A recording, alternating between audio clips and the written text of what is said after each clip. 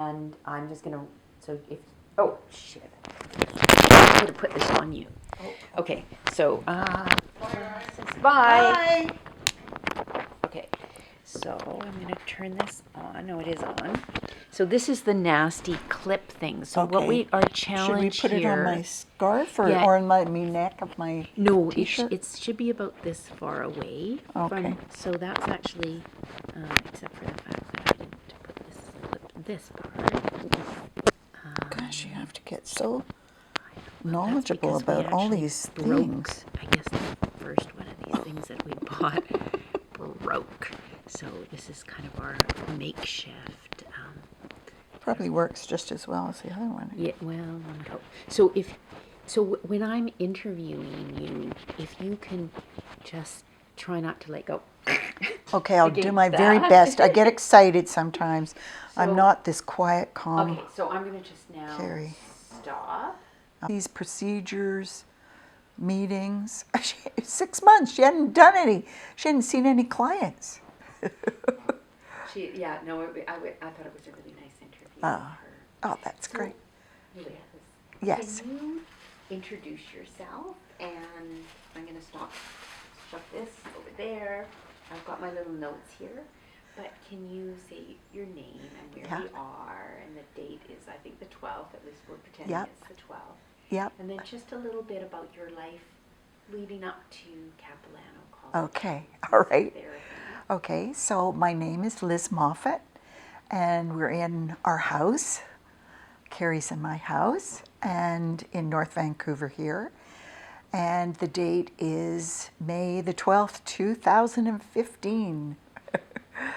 So my life before CAP was, I was born originally in Montreal, and I was there until my mid-20s when I moved to England. So I went to McGill and got a Bachelor of Music, and then I got teacher training as well, post-grad. And then I was working in the school system in Montreal, and I didn't like that very much. It was fine, but it wasn't me. And also I was married before and got divorced. You probably don't want to put that stuff in, but anyway, whatever. And so decided to go to England, and I went and I worked in England. I actually went there for deaf education, and I didn't really enjoy that too much either. I think it was just an excuse to get away from home, and so I wound up doing pottery and wound up working in the schools with special needs kids, doing music improvisation sorts of things.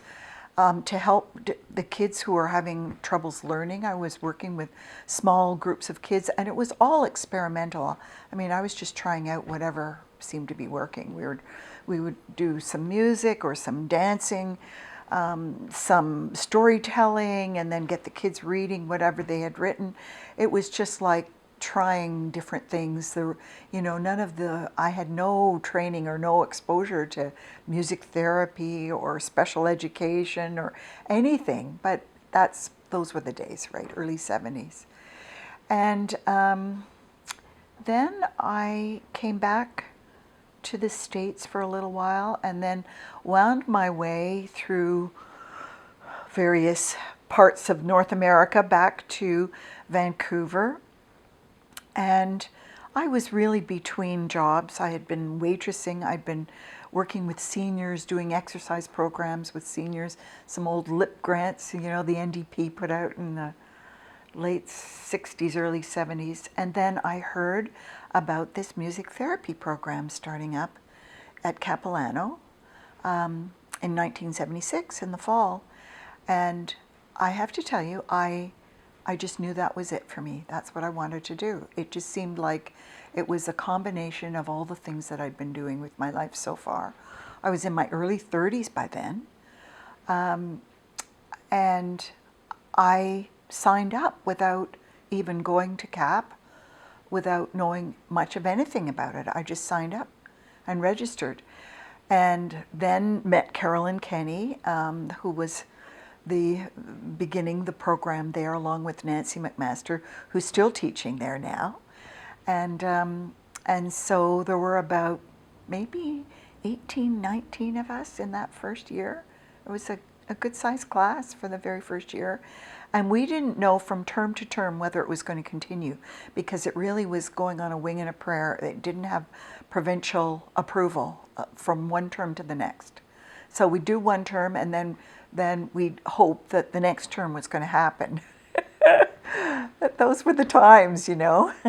And so it was a wonderful training program. It was experimental, right? It was the first training program in music therapy in Canada, and the only one for a good 9 years until UQAM in Montreal got started. And it was a diploma program. I think initially Carolyn had hoped that it would be a postgraduate diploma program, but then she just decided, oh, let's go with whatever we can get started. And so the community colleges were open to new adventuresome programming in those days, in the mid-70s. So, and there seemed to be money for starting new professions. So that was the beginning of the CAP program. And it was connected with the psychology department, so there were a number of psych courses, as well as lots of music courses, lots of improv courses, lots of psychotherapeutic oriented courses, and like group dynamics and all those kinds of I guess courses that were coming out of the times, you know, the humanist movement and the 60s movement of self-development and self-actualization, you know. That was all part of those times that the program was built on. So music therapy was new in Canada. Yes. But it wasn't new in the States, and it wasn't new in Europe. I gather. So can you speak to where the influences were coming from for your education? Yes. In the music therapy, I think it had been going for a good 10 years or more in the States. I'm not exactly sure when it had started in the States. And I think it was a little bit ahead in England, in Britain particularly, the Guildhall, and then Mary Priestley's work. So this was in Europe, the influence was very psychodynamic. So it was very connected with the Freudian psychotherapeutic model. And so music was expressed, and then it was almost analyzed in terms of psychotherapeutic theory as an expression of the unconscious and then the conscious, right? Whereas in the States, it was very behavioral. And there was a journal that came out, and it was very structured. I mean, what Carrie was describing about the CAP program was almost 180 degrees opposite to those early days of music therapy education in the States, which was much more tied to education. Like many music therapists got a degree in music education / music therapy. So there was a focus on psych and special ed, by and large. Not so much on gerontology. Like, we really became the area, I would say the central area, where there was a lot of work happening with music therapy, with gerontology. Sorry, when you say we? Right here in BC. Really? Yep, absolutely. So I want to hear all about that. Well, I think it was partly that in Europe, the focus was psychotherapeutic. So that was like adults, insight-oriented work with adults.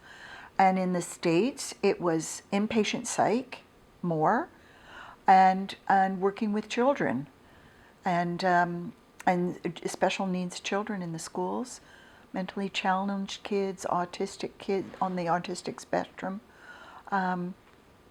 So that was really the main focus of music therapy in the States in those days. So it was very behaviorally oriented. So, like, for instance, it would be to get the child to pay attention and give eye contact, and then repeat 3 beats on the drum. You do 3 and they match you, and then they do 4 and you do 4, and then you say stand up and turn around and they stand up. You know, that kind of paying attention, following through with commands and things like that, that were all part of special education and special needs. So, but you're saying here in BC, Yeah. the focus was on geriatrics. That's right. And I think it might partly be because of our large population. That's always been that case, you know, with being the warmer part of the country, that traditionally we've had more seniors living here.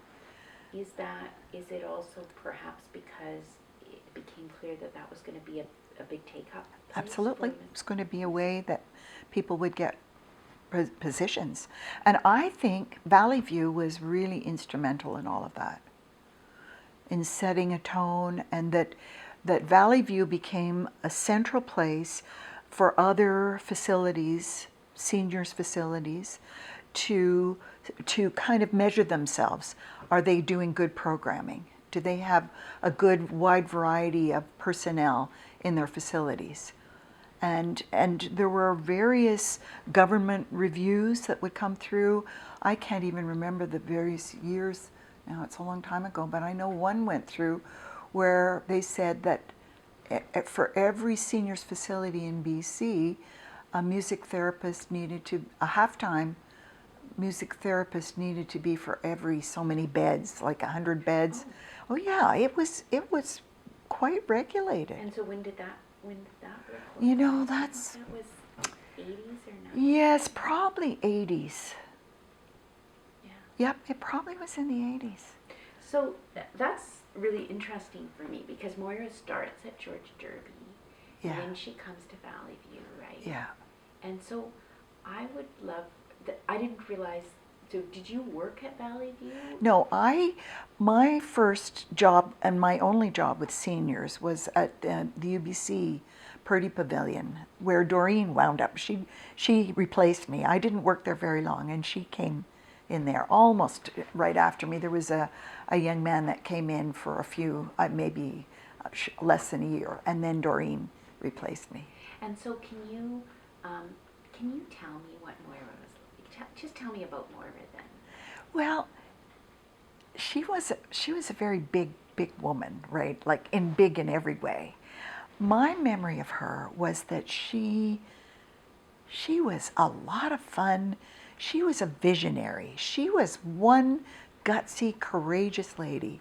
And she was passionate about educating people about what seniors needed, and about dementia care, and about the conditions of what it was like to live with a dementing disorder, and what people could or couldn't do, and what we should expect or not expect of them.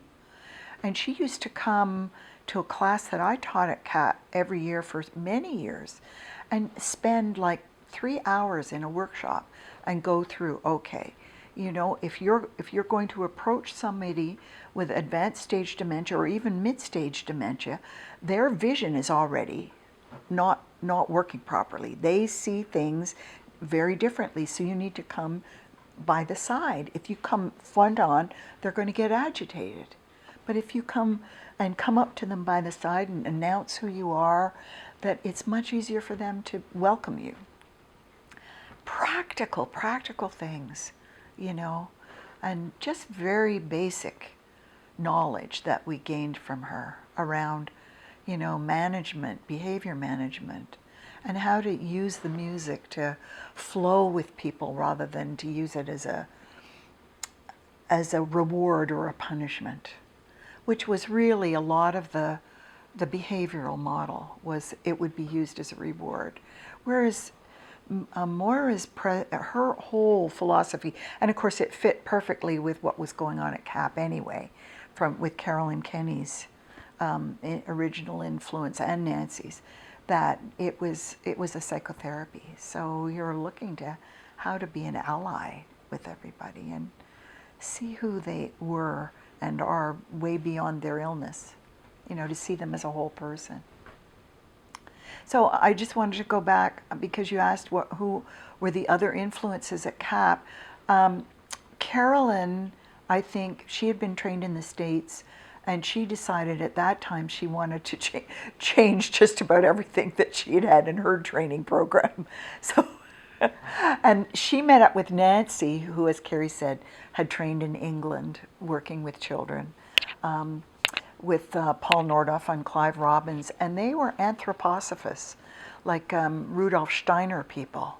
And so their whole vision was a very spiritual, whole person, improvisational, meet the child within, meet the person within, like see way beyond any disability to meet that person within, and using the music as the vehicle. But how do you think that Moira found out about music? So she didn't go, like, I'm trying to think. I don't know. Huh? See, she had this vision that all of these other rehab professions had a huge role in mental health, in care, and she was focusing on gerontology. But she just saw it was absolutely essential across the board. And I'm sure if she were alive today, she'd be out there beating the drums for health maintenance, So I think she just really was a visionary for her time, and saw the creative arts therapies and all the other rehab programs. I mean, she had the people like the folks who would do fingernails and toenails, and like the beauticians. They were all included, right? Everybody was part of the team there. It was quite wonderful. They probably liked being part of it. Oh, I'm sure they did. Yeah. So I'm just trying to. I'm really liking what you're saying about Moira and like, was she a kind person? Yeah, she had a deeply kind heart. I mean, she could be ferocious. Like, what Carrie was describing was the politician, Moira, and she had to defend herself. I mean, she was really having to carve out territory in a system that wasn't really wanting to welcome her in. I guess the head people had decided to bring her and others in, but everybody else was like, what are you doing here? Don't change things here. And she was wanting to bring in people who were educated. So I think that was some of the changeover, that a lot of the staff in the big facilities like Riverview and Woodlands, which was the big institution for mentally challenged people, the times were really on the cusp of change to bring in professionals who would work instead of the folks who had kind of learned on the job. And some of them were kind and wonderful, and others really were not. And we saw all of the above in those early years with our practicums, because our students would go out to these facilities from CAP. And now, I mean, people would lose their jobs for things that they were doing in those days, just even yelling and shouting and, not kind and not understanding. And Moira seems to have been... Oh, yes. She was fierce about that. Yeah. She was fierce. Like, you did not in any way behave in anything that was any less than deeply respectful of the patients there, the residents. It seems to me that one of her really strong pieces was that she, from what I've heard of her at George Derby, which was perhaps a bit smaller than that, I don't know. Yes. But it's like she really saw the world, or she situated herself in the place of the patient. She did. Can you give me a little piece about that, Liz? Well, I didn't work with her, so I didn't see her the way Carrie and Doreen did, right? And Kay Thompson and others who worked with her and were part of her department there. I just saw her around creating the film Counterpoint that really, it got bought by the NFB, you know, that film that she created. Oh, I didn't know that. Yes, it's somewhere in the archives at the National Film Board. Oh, okay, so Yeah. if I don't Yeah. have a copy, Yeah. I'm interviewing Joyce Wright, Oh, who was the volunteer coordinator and went on to work with Moira okay. after she left. Oh, Riverview. great. So she has a I think copy she's of got- it. Well, she did 2 films, right? She did one called Unraveling, Yes, and that Yes, I think that was- more of a promo. yes, and that was more specific about dementia care, I think. Yeah. And then Counterpoint was the music therapy film. Oh, okay. She did a film about music therapy. Yeah. Wow, she really drank the Kool-Aid, didn't she? She did. I mean, she was totally sold. I remember this rug was on our wall. We lived in a little townhouse. I remember she wanted the rug, right? Because she liked the central, you know, the visual of it. It looks like a mandala, right? So she came in, she brought the camera, and I was supposed to be the announcer I was the announcer for the film, right? I really don't understand. Anyways, I thought that it was liking that. Anyways, Right. That's okay. That's kind of filler for me because I didn't know that. That's new information Yeah. about that she made Counterpoint. Counterpoint. Yeah. Yes. So, but no, I didn't know she made a film about music. Yeah. I knew she made 2 films. Yeah. And today Doreen told me that Doreen has made some films about music Yes, she therapy did. that She are used did. at Capilano, Yes. which is Yes. very interesting. Yes. So, how about... And I think I made a film somewhere along the way too when I was at UBC, but I don't know where it is. I mean, these things just get lost, you know. Wow. It's a video somewhere. Anyway, sorry I So interrupted you. I'm just would wonder if you could speak a bit more to, because I know you have said some things, but I just want to Yeah. mind Yeah, you yeah, a bit yeah, more yeah. about the dementia care. Yes. About what Moira was sharing with us about dementia Yeah, care. her vision for Yes. the best dementia care. Well, you know, I didn't get to really sit down and chat with her about that, but I think that she developed, you know, other people would probably be able to fill you in more about where she developed things after she left Valley View. Because I think that was much more geared to community care and day programs and all of that sort of thing. So I mostly knew Moira when she was at Valley View and very shortly thereafter when she would come in and teach for me in a course that I was teaching. Pardon me. And well, her knowledge was that she understood the physiological and the medical situations of somebody with dementia. And in those days, mostly it was seen as bad behavior or that somebody was forgetful, but they really, if they really put their mind to it, they could remember, you know. And so if they were doing totally antisocial things or, you know, just not managing at all, that they were being bad.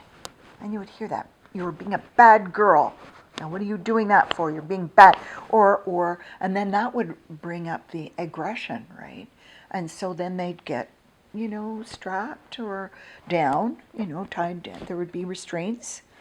And people would be very badly treated and scolded. And I don't think they would be hit, but I think they would be restrained and not kindly treated. And in those years, after Moira had done a lot of her work in the beginning of her education of all of us, I think there was a significant shift in gentle care. And now there are just so many different people writing, theorizing about respectful gentle care. And what was it? Oh, I mean, there are just many, many theorists now who are working with the elderly and working with, and you know, people in care, and just It's the respectful model that exists now. And so staff are trained that way, and if they can't manage that, they are not kept. Whereas that was not the main way people were treated in the 70s for sure. So do you think, as well as bringing in this multifaceted rec program to Valley View, do you think she was bringing in a different Absolutely. model, a different attitude? Different attitude of care. Absolutely. And she was very instrumental in that. I think the creative arts therapies were as well, because that was how we were being taught at CAP. That Carolyn Kenny and Nancy McMaster, the whole flavor of the way that we were being taught and how to interface with any of the populations that we were working with, from young children to seniors to palliative care to inpatient psych work, wherever we were.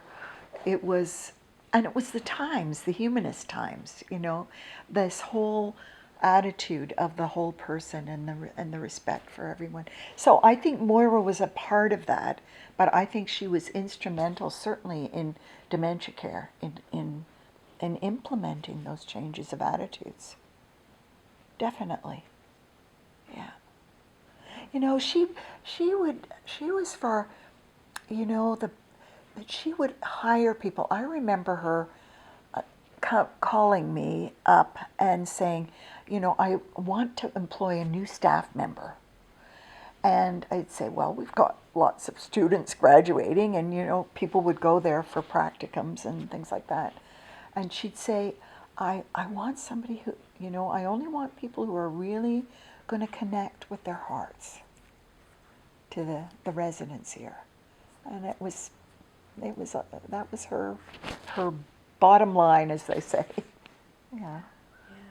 And then out of that people got educated as to what was going to work and what didn't work, and how long the programming should go on for, what kinds of programming, the size of groups. I mean, Carrie talking about that choir of 60, 80 people, it was like sing-along. That I can tell you is a handful, because those were all folks who were in care. They had psychiatric, geriatric conditions, right? So those were challenging groups. And mostly Moira was not for that at all. She wanted her music therapy team to be working one-to-one or in very small clinical groups. That was another change that she brought in, that, the whole conditions of successful treatment, whereas financially the administrators wanted the larger groups, the better. Oh, you're going to have a sing-along, or everybody's going to pound, quote unquote, pound on drums. Okay, put 35 people in a room and I'll let them go at it, right? And, that just didn't work. It wasn't therapy. And she just was adamant about that. Yeah. Like small groups, one-to-ones. Don't do a lot of the big groups. She'd say, bring in volunteers to do that. So what were the circumstances around her leaving Valley View? I'm not too familiar with all of that. I wonder if Carrie had already left. But it was political shifting, and she got cut out. Right. And how old do you think she was? When do you think she was probably in her 40s or early 50s. Yeah, I think. She had a lot of energy still. A ton. She's in her early 50s. Yeah. Liz, did you write some stuff? No, I didn't. Here? No. Okay. I didn't. So I was just remembering names of people that Carrie was struggling to remember at the beginning there. Yeah, no,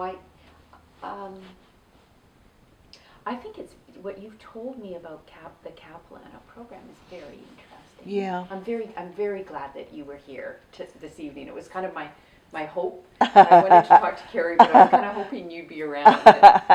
Great. I'm wondering if there's anything else. I mean, you can't really speak to the um, to what happened at Valley View, except for the fact that you were living with Carrie and he was working there.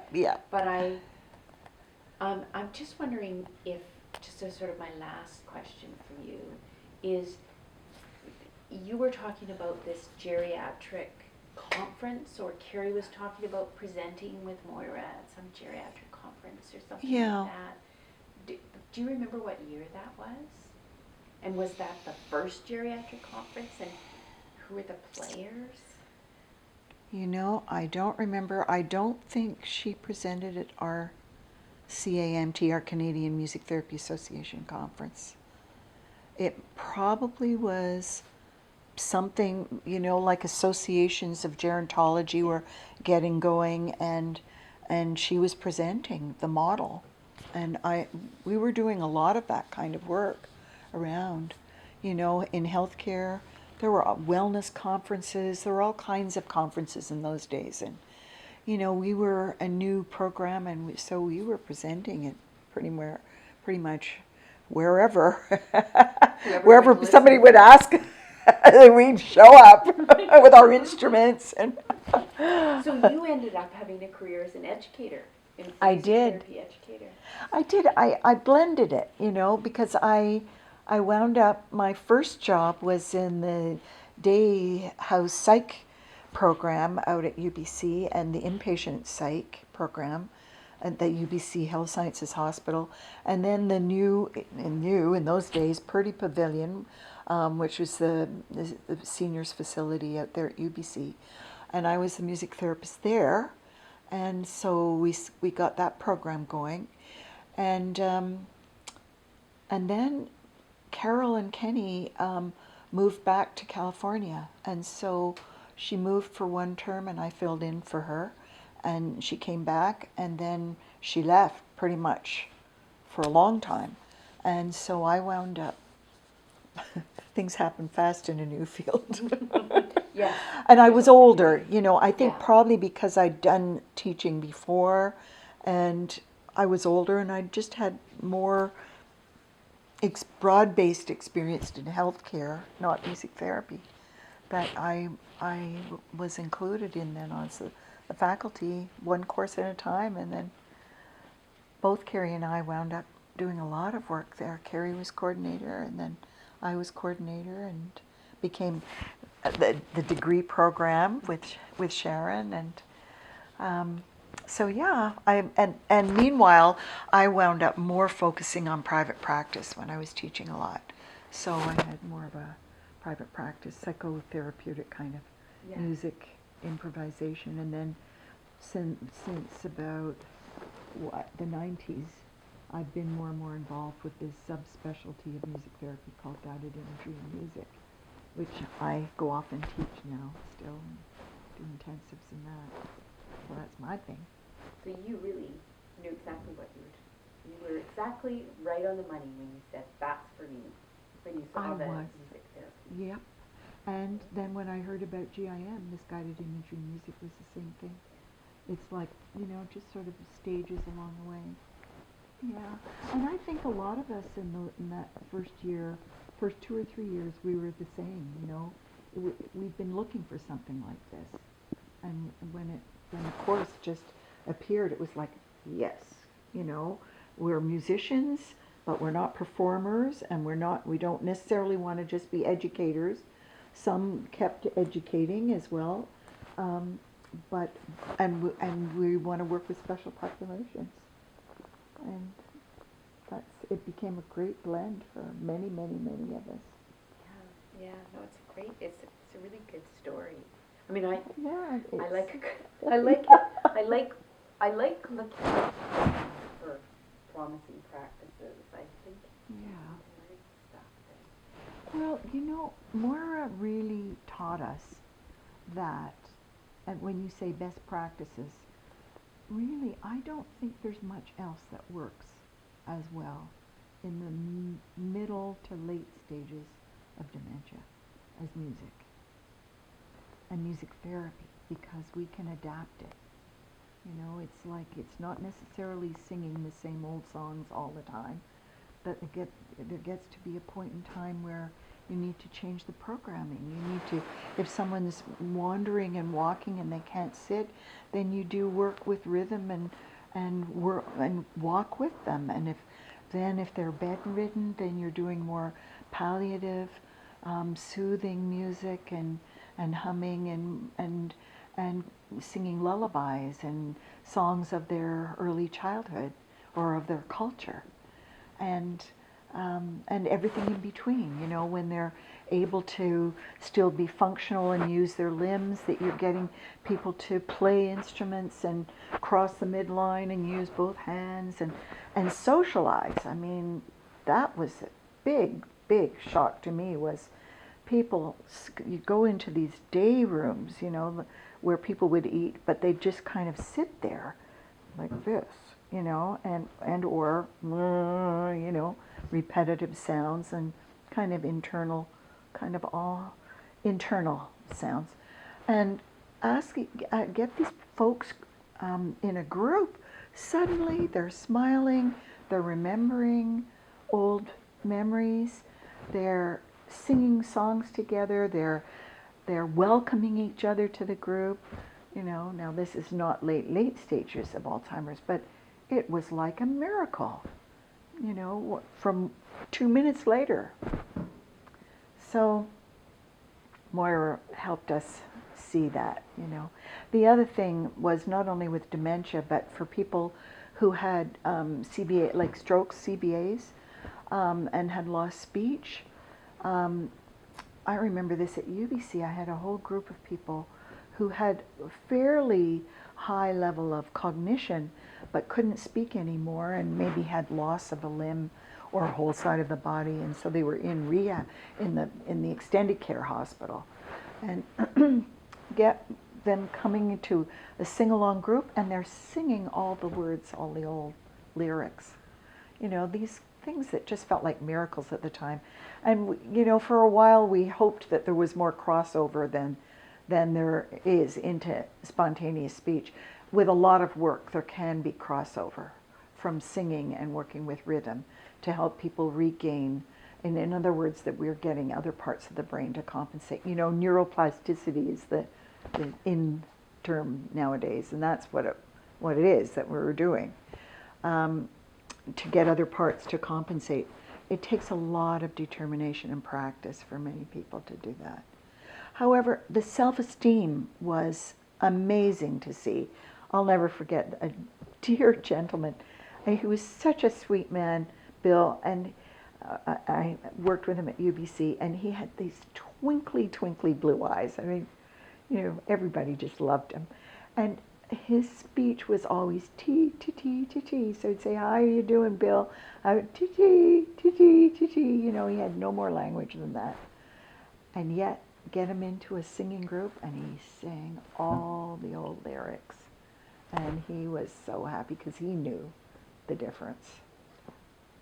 So it was too bad that it couldn't transfer for him, but at least he had some good moments. Oh, yeah. Yeah. Yeah. Good Yeah. moments are like better than no good moments. Absolutely. Yeah. I can remember when you talking about this stuff, I suddenly had a memory of my mother and I took my dad's aunt to Calgary, which is where she lived as a young wife. And, you know, her pension just accumulated. She was in a care facility. I probably shouldn't put this on camera, but my dad was her lawyer, so he knew she was leaving it all to some guy in the States, some nephew in the States that had never visited her, never sent a letter, never nothing. So we were like, okay, yeah, let's go on an adventure. So we took her to Calgary, and we stayed in some hotel, but then, I don't know how we knew. She wanted to stay at the Palace here. It's the big CN. Oh, I see. The big hotel. The Flash, the old yeah. grand hotel, whatever it was. Right, like the Banff Springs or something, yes. But it was lovely. And I still remember being out for dinner, and she had had a very severe stroke and not had rehab, so very compromised. Shriveled up, yeah. And we we're going upstairs, and for some reason there's some function on with dance music. Oh, yeah. We wheeled her in, and you could just see that her spirit was just up there on the dance floor, right? Yeah. Because that had been her, for Yeah. sure that had been her. And I saw the movie Alive Inside. I don't know. Oh, no, I haven't. Oh, it's very good. It's on Oh. Netflix. Oh, and, really? And we know it all. You go, Yeah. well, I already know that. Yeah, It's about music therapy. Yeah, but and it would be power thing. Alive Inside. Okay. Yeah. Check But it. not a great title, but great. Yeah. Oh. So, Liz, is there anything that you wanted to say that you haven't had a chance to say? No, I don't think so. I mean, my experience with gerontology is very small, so, Yeah. you know. But you got to meet Moira, so that's I sure did. lovely for me to have Oh, another yes. voice to speak to her. Oh, yes. Because, I mean, she's not the whole story. But she's a big part, yes, of Valley View for sure. Yeah. Oh, And yeah. that best practices. Yes, I remember her all around. Oh, and I know what I was starting to tell you. The film. I was the announcer, right? We'd worked out the script. I'm saying it like this because I think we started at 8 o'clock in the morning. We were still going at 6 p.m. I was close to tears several times. You know, she wanted a gesture. I had. You know what? I'm going to get this on. It may or may not be. Or maybe it's not something you need, but No, it's another. Oh, it's just the battery's getting low. Yeah, that's okay. Okay. Anyway, this was another example of Moira. She had this vision, and it was, it had to be perfection as far as she was concerned. Truly, I mean, if she asked me 10 times to say 2 or 3 sentences, she must have asked me 25 to 50 to say the same sentence. You know, I was close to tears, and I just thought, I'm never going to get this right.